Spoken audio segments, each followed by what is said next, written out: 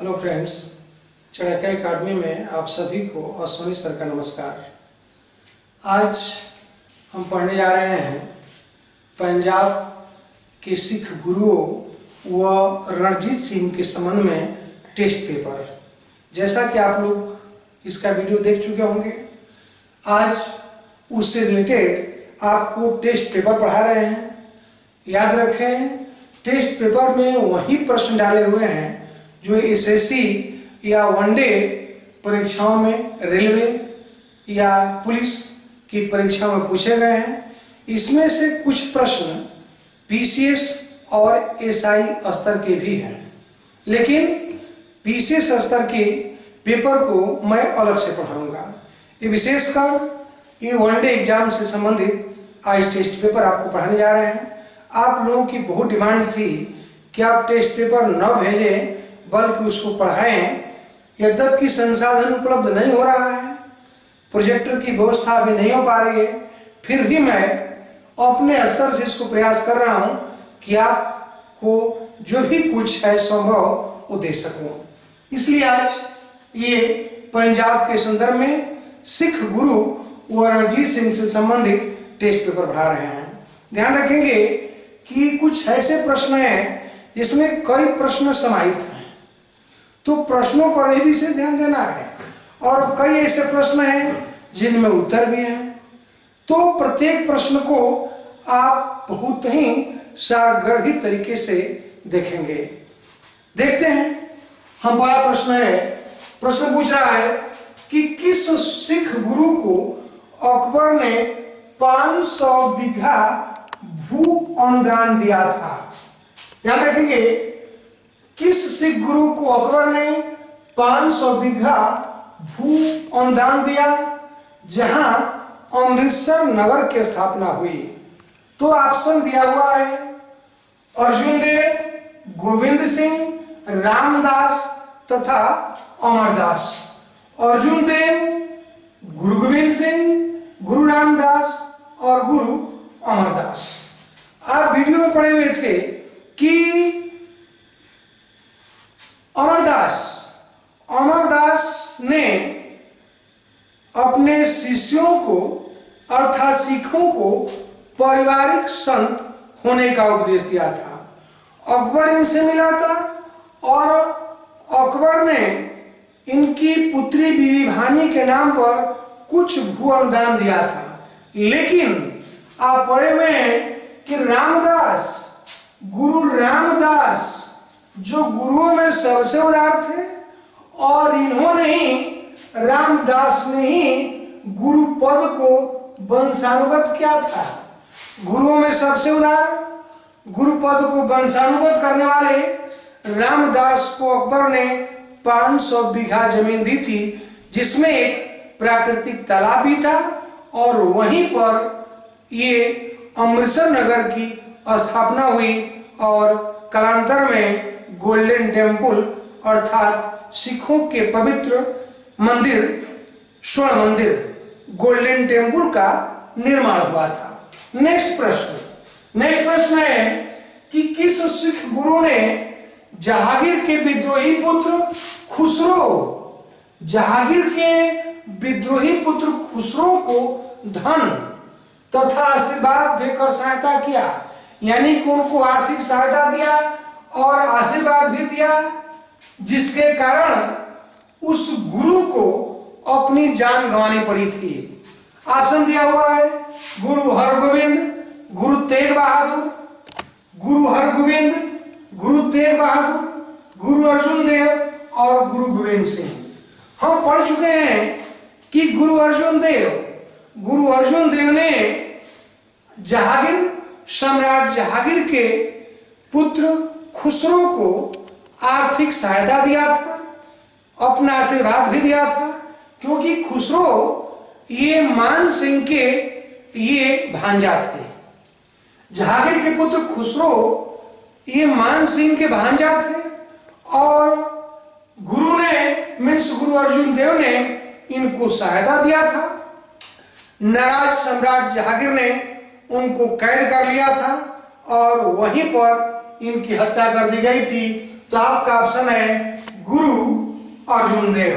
कई बार प्रश्न पूछा गया है। नेक्स्ट प्रश्न कि सिखों के पवित्र ग्रंथ सभी जानते होंगे कि आदि ग्रंथ या उसको गुरु ग्रंथ साहिब भी कहते हैं। प्रश्न है कि सिखों के पवित्र ग्रंथ, आदि ग्रंथ या गुरु ग्रंथ साहिब, जिसमें सूफी संत बाबा फरीद के विचार भी हैं, का संकलन 1604 ईस्वी में किसने किया था? यहां कई प्रश्न इसके अंदर समाहित है। पहला प्रश्न है कि सिखों के पवित्र ग्रंथ का क्या नाम है? तो आदि ग्रंथ या गुरु ग्रंथ साहिब।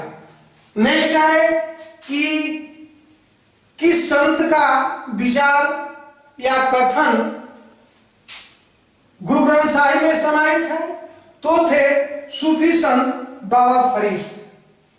तो बाबा फरीद का विचार है। और नेक्स्ट प्रश्न इससे जुड़ा हुआ है कि गुरु ग्रंथ साहिब का संकलन कब हुआ, कब लिखा गया? तो 1604 ईस्वी में। ध्यान रखेंगे वो सारे इसमें प्रश्न है कि सिखों के पवित्र ग्रंथ, आदि ग्रंथ या गुरु ग्रंथ साहिब, जिसमें बाबा फरीद के विचार समाहित है, उसका संकलन 1604 में किस सिख गुरु ने किया था? ऑप्शन दिया हुआ है गुरु नानक, गुरु तेग बहादुर, गुरु गोविंद सिंह, गुरु अर्जुन देव। ध्यान रखेंगे कि इसका भी आंसर अर्जुन देव ही होगा। हम इसको पढ़ चुके हैं कि इन्होंने ही अमृतसर में गोल्डन टेम्पल का निर्माण किया था और इन्हीं के समय इन्होंने ही गुरु ग्रंथ साहिब का संकलन किया था। नेक्स्ट प्रश्न, किस गुरु की समाधि के कारण, ध्यान रखेंगे, किस गुरु के समाधि के कारण नांदेड़ गुरुद्वारा जो आंध्र प्रदेश के गोदावरी तट पर है? कई बार भी प्रश्न पूछा गया कि नांदेड़ कहां है? तो आंध्र प्रदेश के गोदावरी नदी के तट पर है। आपका प्रश्न है कि किस सिख गुरु की समाधि के कारण नांदेड़ गुरुद्वारा सिखों द्वारा पवित्र माना जाता है? ऑप्शन दिया हुआ है गुरु तेग बहादुर, गुरु अर्जुन देव, गुरु गोविंद सिंह और गुरु हरगोविंद। ध्यान रखेंगे कि इसका ऑप्शन गुरु गोविंद सिंह होगा। आप जानते हैं कि मुगल सम्राट औरंगजेब के समकालीन थे, उनसे संघर्ष भी किए थे, सिख सेना को संगठित कर आनंदपुर को केंद्र बनाए हुए थे और कहे थे कि अभी भी जानते हैं कि इन्होंने ही गुरु पद को समाप्त भी कर दिया था। ये अंतिम गुरु भी थे और गुरुपद को समाप्त करने हुए कहा था कि जहां सिख धर्म के मानने वाले 5 लोग एकत्रित हो जाएंगे वहां मैं उपस्थित हो जाऊंगा। पंचकान धारण करने का आदेश भी इन्होंने ही दिया था। सम्राट मीन्स औरंगजेब से संघर्ष में इनके चार पुत्र मारे गए थे, लेकिन अपने अंतिम समय में गुरु ने सम्राट को संबोधित करते हुए जफरनामा लिखा था। हम पढ़ चुके हैं कि फारसी में उनके लिखे गए जफरनामा से सम्राट औरंगजेब खुश हुआ था और उन्हें अपने पास बुलाया, किंतु उनसे मिलने ही जा रहे थे कि सम्राट की मृत्यु का समाचार मिला। उसके बाद वाले सम्राट औरंगजेब के बाद बहादुर शाह सम्राट बने। बहादुर शाह से गुरु गोविंद सिंह का संबंध अच्छा रहा। उनके साथ मीन्स बहादुर शाह के साथ दक्षिण अभियान पर जा रहे थे, तो वहीं नांदेड़ आंध्र प्रदेश में नांदेड़ में गुरु की हत्या एक अफगान ने कर दी थी। तो ये गुरु गोविंद सिंह का ये नांदेड़ में गुरुद्वारा है, तो इसलिए वह प्रसिद्ध है सिखों के लिए। एक पवित्र तीर्थ स्थल के रूप में नांदेड़ गुरुद्वारा गुरु गोविंद सिंह की समाधि है। नेक्स्ट प्रश्न, कि सिख धर्म के संस्थापक वह प्रथम गुरु नानक थे। प्रश्न कई बार पूछा गया है कि सिख धर्म की स्थापना की सिख धर्म की स्थापना किसने किया था? वो थे गुरु नानक। आप जानते हैं कि नानक के शिष्य ही सिख कहलाए थे और इन्होंने ही सिख धर्म की स्थापना की थी। 15 अप्रैल 1469 को इनका जन्म तलवंडी पाकिस्तान के वर्तमान में नानकाना में हुआ था। और कह रहा है कि सिख धर्म के संस्थापक या प्रथम गुरु नानक थे, तो अंतिम गुरु कौन थे? अभी आपको बता दिया कि गुरु गोविंद सिंह ने गुरुपद को समाप्त करते हुए कहा था कि जहां सिख धर्म के 5 शिष्य मानने वाले हो जाएंगे वहां मैं उपस्थित हो जाऊंगा। और इन्होंने ही 1699 में खालसा की स्थापना की थी।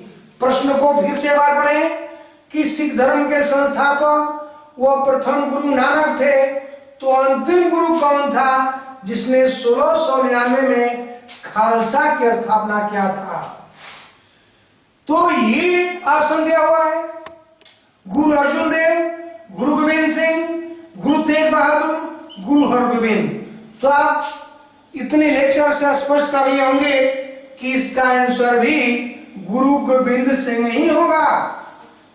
लेकिन यहां से प्रश्न टर्न करता है कि खालसा की स्थापना 1699 में गुरु गोविंद सिंह ने किया था, लेकिन यही प्रश्न पूछ दिया जाता है कि दल खालसा ये 1733 में दल खालसा की स्थापना किसने किया था? इंपॉर्टेंट प्रश्न के बाद पूछा गया है। तो उसके संस्थापक थे कपूर सिंह। कपूर सिंह ने दल खालसा की स्थापना किया था और इन्हीं के शिष्य ये जस्सा सिंह अहलुवालिया, जिसे सुल्तान कौम कहा जाता है, कपूर सिंह के मरने के बाद जस्सा सिंह अहलुवालिया दल खालसा के अध्यक्ष बने थे और उन्हीं के समय ये खालसा मीन सिख 12 मिसलों में डिवाइड हो गए थे, बट गए थे। नेक्स्ट प्रश्न, और थोड़ा ये सिख गुरुओं से प्रश्न रहा। और हम चलते हैं महाराजा रणजीत सिंह या सिख साम्राज्य से संबंधित प्रश्नों को अध्ययन करेंगे। पहला प्रश्न है कि सुकरचकिया मिस्र के संस्थापक चढ़ सिंह, सुकरचकिया मिस्र के संस्थापक चढ़ सिंह के पौत्र रणजीत सिंह की धार्मिक राजधानी अमृतसर थी, तो राजनैतिक राजधानी कहां थी? मीन्स रणजीत सिंह की राजधानी कहां थी? सीधे प्रश्न पूछा गया है। इसमें बहुत से प्रश्न समाहित है। पहला प्रश्न कह रहा है कि रणजीत सिंह किस मिसल के थे, तो आप स्पष्ट कर देंगे कि सुकरचकिया मिसल के थे। सुकरचकिया मिसल का संस्थापक कौन था? तो चौहर सिंह थे। और ध्यान रखेंगे कि चौहर सिंह के पुत्र महासिंह थे और महासिंह के पुत्र रणजीत सिंह थे। आप जानते हैं कि सुकरचकिया मिसल के संस्थापक चढ़ सिंह के पौत्र महाराजा रणजीत सिंह ने ये पंजाब में एक साम्राज्य की स्थापना की थी। ये 12 मिसलों को छिन्न भिन्न होने से बचा लिया था।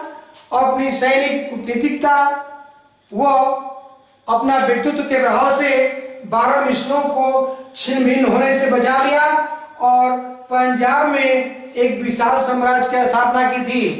आप जानते हैं कि रणजीत सिंह की धार्मिक राजधानी अमृतसर थी। आप भी जानते हैं कि अमृतसर 1805 ईस्वी में उन्होंने भंगी मिसल से अमृतसर छीन लिया था और जमान शाह से, ये अहमद शाह अब्दाली का पोता जमान शाह जिसने रणजीत सिंह को रजा की उपाधि थी, उसी जमान शाह से अनुमति लेकर उन्होंने 1799 में लाहौर जीत लिया था। तो इस प्रकार पंजाब की धार्मिक राजधानी अमृतसर और राजनीतिक राजधानी लाहौर पर रणजीत सिंह का अधिकार हो गया था। तो ध्यान रखेंगे कि उनकी राजनीतिक राजधानी लाहौर थी। जबकि ऑप्शन दिया हुआ है लाहौर, पाटियाला, श्रीनगर और मुल्तान। तो इसका आंसर होगा लाहौर। नेक्स्ट प्रश्न, विश्व प्रसिद्ध कोहिनूर हीरा रणजीत सिंह को कौन दिया था?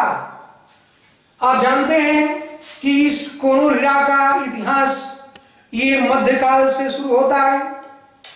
अलाउद्दीन के वजीर मीर काफूर को वारंगल मीन्स तेलंगाना के शासक प्रतापरुद्र देव ने कोहिनूर हीरा भेंट किया था। यह सल्तनत में रहा, मुगल शासकों के समय रहा और मुगल शासकों के समय ही ये मोहम्मद शाह के समय एक तुरानी सम्राट नादिर शाह ने लूट लिया था। उसको तख्ताओं से निकालकर अपने पास ले गया था, यानी कि अभी यह ईरान के शासक के पास था और ईरान के शासक का ही मीन्स उसके उत्तराधिकारियों का नाम है कि कौन दिया था?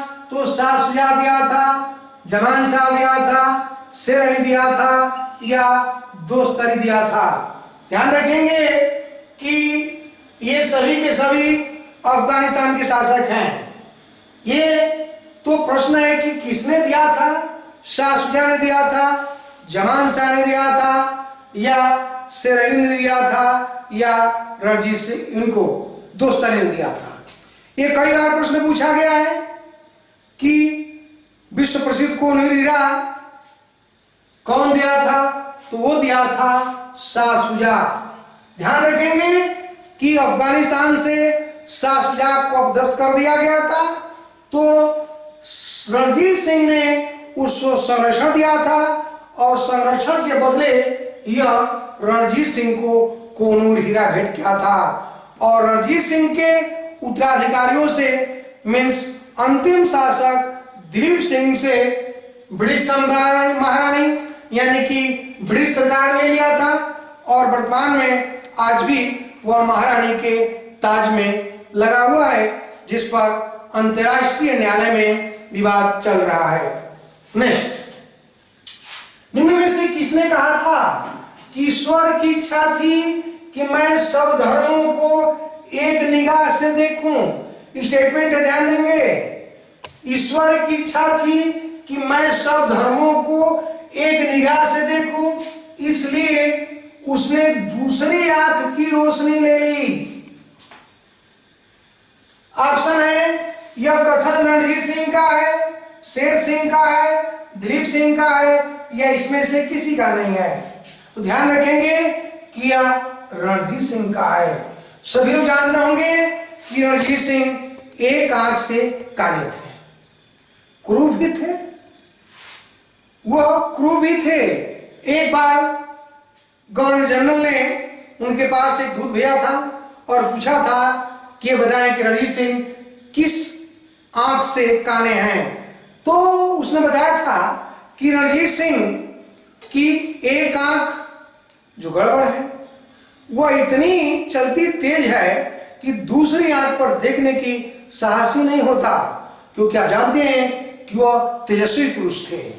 उनके जैसा पंजाब में किसी ने कहा कोई क्रूर व्यक्ति नहीं था, सबसे क्रूर व्यक्ति थे। एक आंख से वह काले थे, लेकिन विक्टर जैकमा ने उसकी तुलना, फ्रांसीसी पर्यटक विक्टर जैकमा ने रणजीत सिंह की तुलना नेपोलियन बोनापार्ट से किया हुआ है। इस प्रश्न को भी पूछा गया है। नेक्स्ट प्रश्न, निम्न में कौन रणजीत सिंह का उत्तराधिकारी नहीं था? आप जानते हैं कि रणजीत सिंह के मरने के बाद वास्तविक शक्ति सेना में आ गई थी। सेना जिसे चाहती उसे राजा बनाती थी और उनके जैसा उनका कोई पुत्र नहीं था। और वो भी अपने जीवन काल में कभी भी अंग्रेजों से सीधा मुकाबला नहीं किए थे। पुत्रों ने और भी दूरी बनाए रखी। उनके मरने के बाद आप जानते हैं कि उनका पुत्र कौन राजा बना था? ऑप्शन दिया हुआ है खड़ग सिंह, ननिहाल सिंह, शेर सिंह, हरि सिंह नलवा। तो तीनों के तीनों उसके पुत्र थे। हरि सिंह नलवा की जहां तक बात है तो उसका एक सेनापति था और हरि सिंह नलवा ने ही ये पेशावर को जीता था। 1823 में पेशावर को जीतने वाला ये हरि सिंह नलवा उनका सेनापति था, जबकि 3 ये उनके पुत्र थे। तो आपके ऑप्शन में हरि सिंह नलवा नहीं होगा।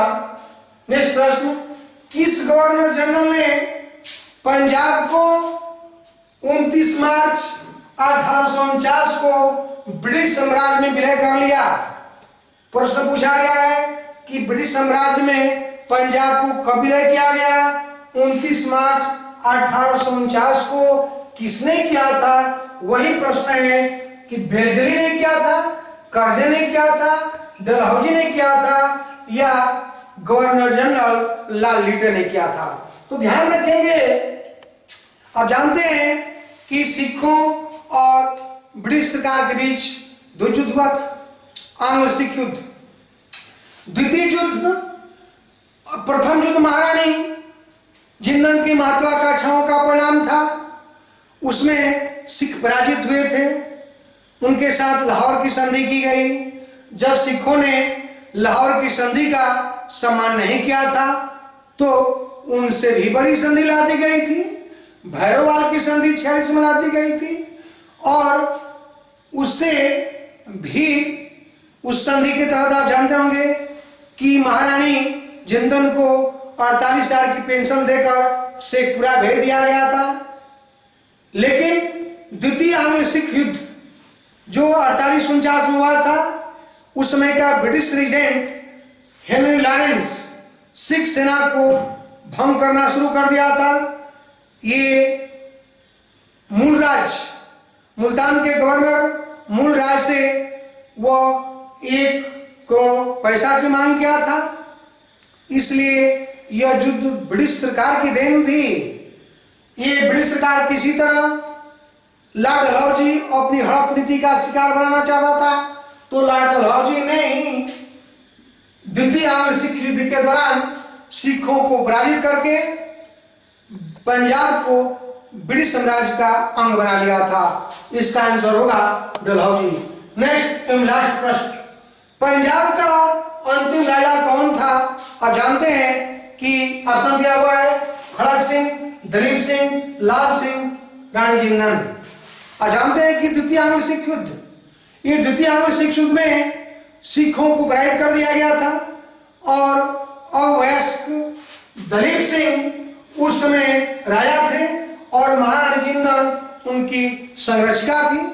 युद्ध में हारने के बाद दलीप सिंह को पढ़ने के लिए 5 लाख की पेंशन देकर इंग्लैंड भेज दिया गया था। पंजाब का विलय कर लिया गया था, विक्टोरिया को कोनूरिया दिया गया था, और मूलराज मुल्तान के गवर्नर मूलराज को फांसी दे दी गई थी। तो आपका आंसर होगा कि रणजीत सिंह के सबसे छोटे पुत्र अवयस्क दलीप सिंह अंतिम राजा थे। इसी के साथ मैं इस टेस्ट पेपर को समाप्त करता हूं और उम्मीद करता हूं कि आप इसको पढ़ेंगे और प्रश्नों पर गौर करेंगे, क्योंकि प्रश्नों में भी कई प्रश्न हैं। और इसी के साथ मैं आशा के साथ इसको समाप्त करता हूं कि आप इसको लाइक, शेयर और कमेंट अवश्य करेंगे। तब तक के लिए धन्यवाद।